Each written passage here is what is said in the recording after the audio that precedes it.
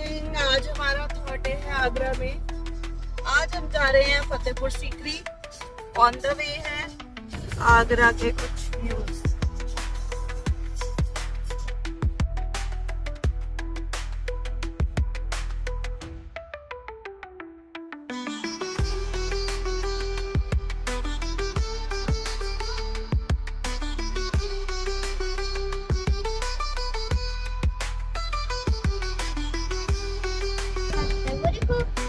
आगरा की जो सबसे इंटरेस्टिंग बात ये है, जो मुझे लगी है, कि इसकी दीवारों पे इतनी अच्छी अच्छी पेंटिंग की हुई है ना।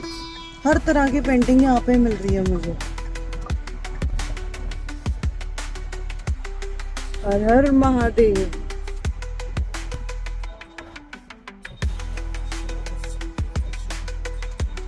ओल्ड आगरा। इसकी गलियां अभी भी थोड़ी कंजस्टेड है, पर फिर भी देख के अच्छा लग रहा है कि एक ओल्ड सिटी में इस तरह के व्यूज हमें अपनी सिटी में देखने को नहीं मिलते ना।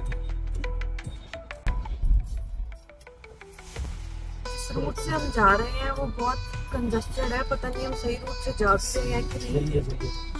रूट में भी सही होगा, गूगल जिस तरह से हमें बता रहा है।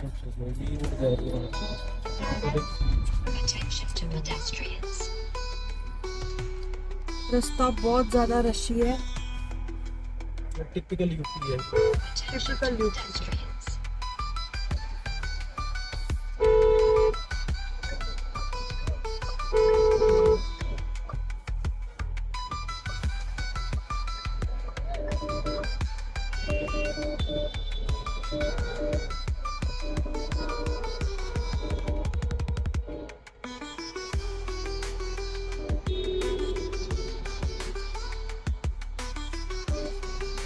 यहाँ तो इतना रश है ना, जितना हमारे सिटी के अंदर जो अर्बन विलेज फॉल करते हैं।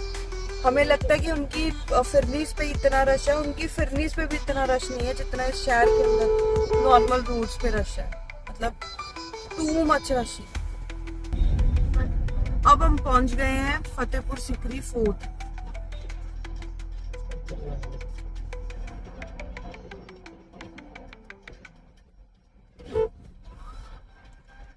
ये सारा हमने अपने कॉलेज में पढ़ा है। आज हम इसे देखेंगे।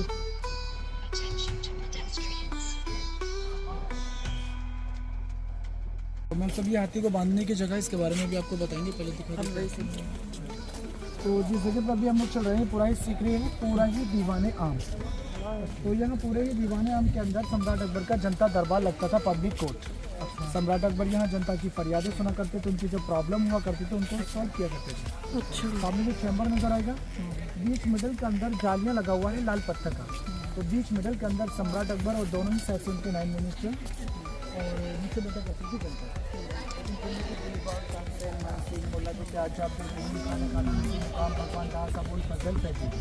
नीचे जनता बैठा करती थी। लेकिन सम्राट अकबर के समय में जो लोग गुनाहगार हुआ करते थे, गिल्टी पर्सन, उनको जेल में नहीं डाला जाता था, फांसी का कोई सिस्टम नहीं था। उनके पास में एक फेवरेट एलिफेंट था, उसका नाम था हिरन। जो लोग गुनाहगार हुआ करते थे, सम्राट अकबर उनके हाथ पाँव बंधवा कर हाथी के सामने रखवा दिया करते थे और हाथी उनको अपने पैर से कुचल कर मार दिया करते थे, है ना। तो हाथी को बांधने की जगह और वहीं उसका पनिशमेंट हुआ। तो ये हमारा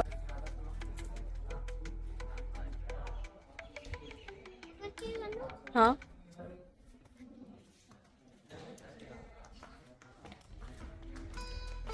we are in Fatehpur Sikri.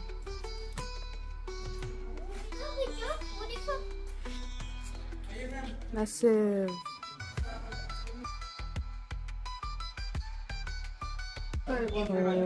Fatehpur और सीकरी नाम कैसे पड़ा, क्योंकि मुगलों में यहाँ सबसे पहले बाबर आए थे, सम्राट अकबर के grandfather. First Babur, second Humayun and third Mughal emperor Akbar. लेकिन बादशाह बाबर और सम्राट उन दोनों के बीच में एक युद्ध हुआ था, बैटल ऑफ खानवा। ओके। 1527 में। खानवा का जो मैदान है वो यहाँ से तकरीबन 10 किलोमीटर की दूरी पर है। बादशाह बाबर ने उसको फतेह किया, उसको विक्ट्री किया, उसको जीता। उर्दू में जीत को कहते हैं फतेह। सीकरी पुराना गांव था, ओल्ड विलेज, दोनों जगह को मिलाकर बोला गया फतेहपुर और सीकरी। लेकिन सम्राट अकबर तीसरे नंबर के मुगल शासक थे। उनकी 3 रानियां थी और तीनों ही रानियां अलग अलग धर्म से थी, हिंदू, मुस्लिम, क्रिश्चियन। फर्स्ट वाइफ मुस्लिम रानी रुकैया बेगम जो कि टर्की से बिलोंग किया करती थी। सेकंड वाइफ मरियम जो कि गोवा के रहने वाली थी। एंड थर्ड वाइफ महारानी जोधाबाई जो कि राजस्थान आमेर जयपुर से बिलोंग किया करती थी। राजा भारमल की पुत्री, सिस्टर ऑफ राजा मानसिंह, जो कि सम्राट अकबर के 9 मिनिस्टर में भी शामिल थे। लेकिन तीनों ही रानियों से कोई संतान कोई बच्चा नहीं था। सम्राट अकबर इस बात को लेकर बहुत परेशान थे। कई तीर्थ स्थानों पर भी गए लेकिन कहीं से भी संतान की प्राप्ति नहीं हो पाई। लेकिन लास्ट में सम्राट अकबर राजस्थान अजमेर ख्वाजा मोइनुद्दीन चिश्ती की दरगाह पर गए अजमेर में। वहाँ उनके ड्रीम, एक सपना हुआ क्या फतेहपुर सीकरी चाहिए। सूफी संत रहा करते हैं, शेख सलीम चिश्ती उनका नाम है। आपको औलाद वहीं से, आपका जो वंश है वो वहीं से चलेगा। सम्राट अकबर वाई बॉप, नंगे सर नंगे पांव, पूरी प्रजा और अपनी रानियों के साथ में यहाँ पैदल चलकर फतेहपुर सीकरी आए। तब यहाँ कहाँ से आए थे? अजमेर से यहाँ पर आए। अच्छा। तो वाई वॉक। तब यहाँ कोई इमारत, कोई मोन्यूमेंट्स नहीं था, पहाड़ी इलाका, जंगल एरिया हुआ करता था। सम्राट अकबर यहाँ पर आए और बाबा जी से कहा कि मैं एक शहंशाह, एक सम्राट हूँ, सारा चीज है मेरे पास में, लेकिन कमी पे एक औलाद है। आप मुझे आशीर्वाद दीजिए जिससे कोई बच्चा हो और आगे से मेरा वंश चल सके। बाबा जी ने आशीर्वाद दिया हिंदू रानी जोधाबाई को और उन्हीं से ही बेटे का जन्म हुआ 1569 में। तो बाबा जी ने अपने नाम के ऊपर जो बच्चे का पहला नाम दिया शहजादा सलीम। प्यार में बोलते थे सेखू बाबू और बड़ा हुआ जहांगीर। तो सम्राट अकबर ने बेटी की पैदाइश की खुशी में दोनों ही प्रकार रेड सैंडस्टोन से बनाया था, लाल पत्थर से, क्योंकि सम्राट अकबर को यहाँ से लाल मिला था और हिंदी में बेटे को कहते हैं लाल। तो इस रेड सैंडस्टोन को लोकल भाषा में बलुआ पत्थर के नाम से भी जाना जाता। तो 1569 में बेटे का जन्म हुआ। 1570 में बिल्डिंग को स्टार्ट किया तो 1582 में दोनों ही जगह बनकर कंप्लीट 12 साल के अंदर 4 साल हो रहे थे सम्राट अकबर यहाँ पर। 16 ईयर्स फतेहपुर सीकरी पर छोड़ दिया। यहाँ का जो पानी है वो उस समय भी सल्टेड वाटर हुआ करता था और आज भी सॉल्टेड वाटर। आपको पानी इलाका, पानी इलाका। तो सामने वाला जो प्लेटफॉर्म आपको नजर आएगा उसको बोलते हैं तोला दान। तराजू बैलेंस तोलने करने के लिए, हाँ, इंसाफ के लिए, तोलने करने के लिए। तो शहजादा सलीम काफी मन्नतों के बाद में जो पैदा हुए थे, सम्राट अकबर उनको उस प्लेटफॉर्म के ऊपर तुलवाया करते थे, तराजू हुआ करता था। उनके तोल के मुताबिक से फसल हुआ करता था कि इन शर्तियों का गरीब लोगों में बढ़वा के अंदर सम्राट अकबर का जनता दरबार लगा करता था।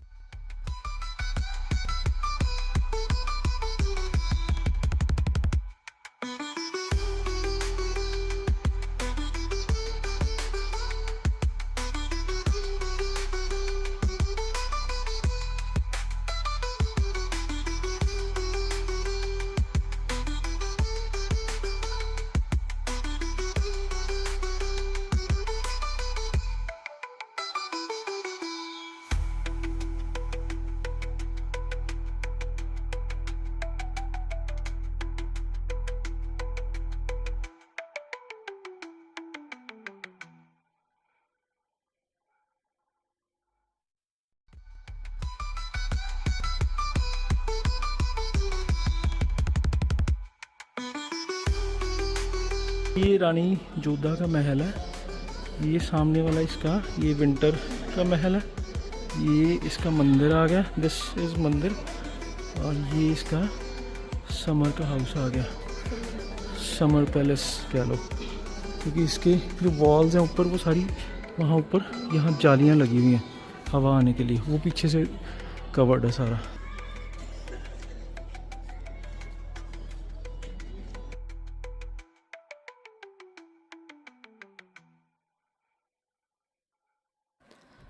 सीकरी फोर्ट देखने के बाद अब हम फतेहपुर फोर्ट जा रहे हैं।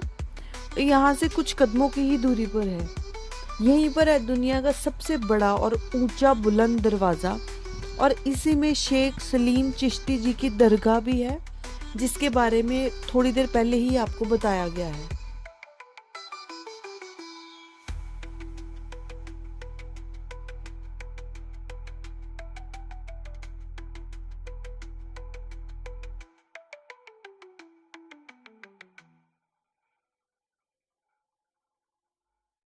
तो ये अकबरी गेट है मैम। बादशाह अकबर का फैमिली यहाँ से अंदर जाया करते थे। अंदर ही सर हाईएस्ट गेट है मैम।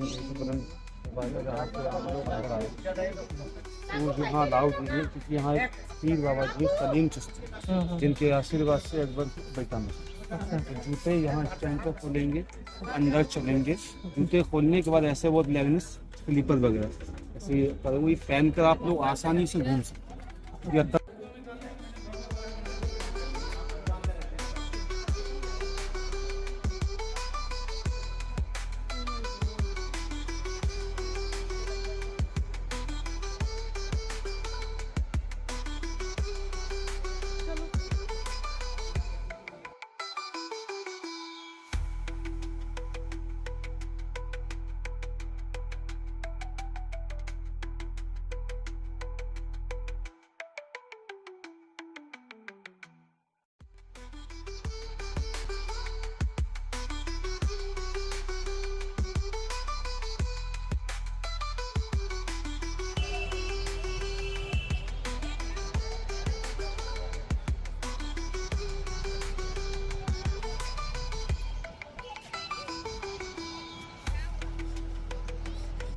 हम फतेहपुर फोर्ट और सीकरी फोर्ट घूम के फ्री हो चुके हैं और बाहर टेम्परेचर है 41 डिग्री। बहुत ज़्यादा गर्मी है, बहुत ज़्यादा धूप है। मतलब इस मंथ में घूमना बहुत एक डिफ़िकल्ट टास्क है। तो अगर मौसम थोड़ा ठंडा होता है तो हम इस इन किलाज में हम इंजॉय भी कर सकते हैं, पर धूप इतनी तेज है कि इंजॉय ही नहीं हम कर पाते।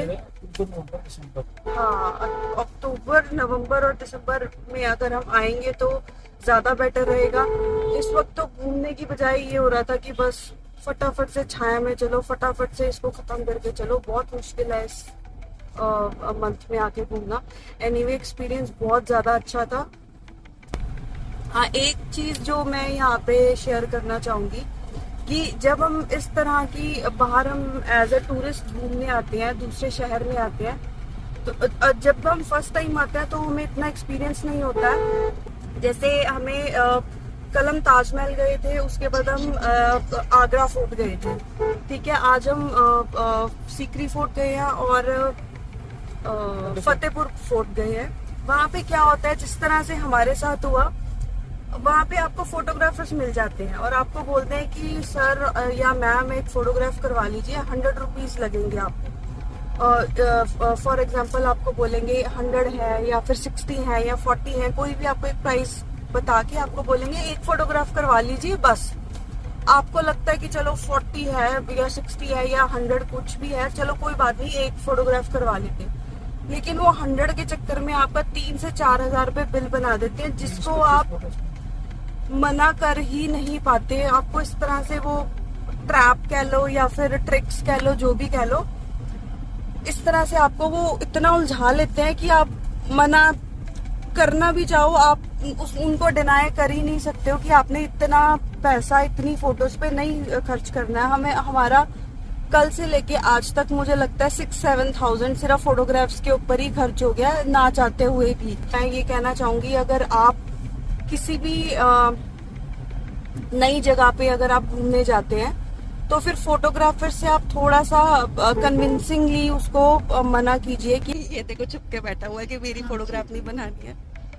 ओवरऑल जो हमारा ट्रिप था बहुत अच्छा रहा है, सारा कुछ बढ़िया रहा, ठीक रहा।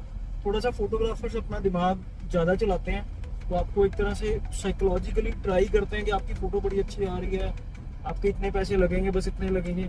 तो फॉर एग्जांपल जैसे अमृता ने बताया कि 100 रुपये पर फोटो है, बट आपको पता तब लगता है जब अगला 10 फोटोज खींच चुका होता है, तो आपके माइंड में कैलकुलेशन चलनी शुरू हो जाती है, इसके 1000 तो हो गए।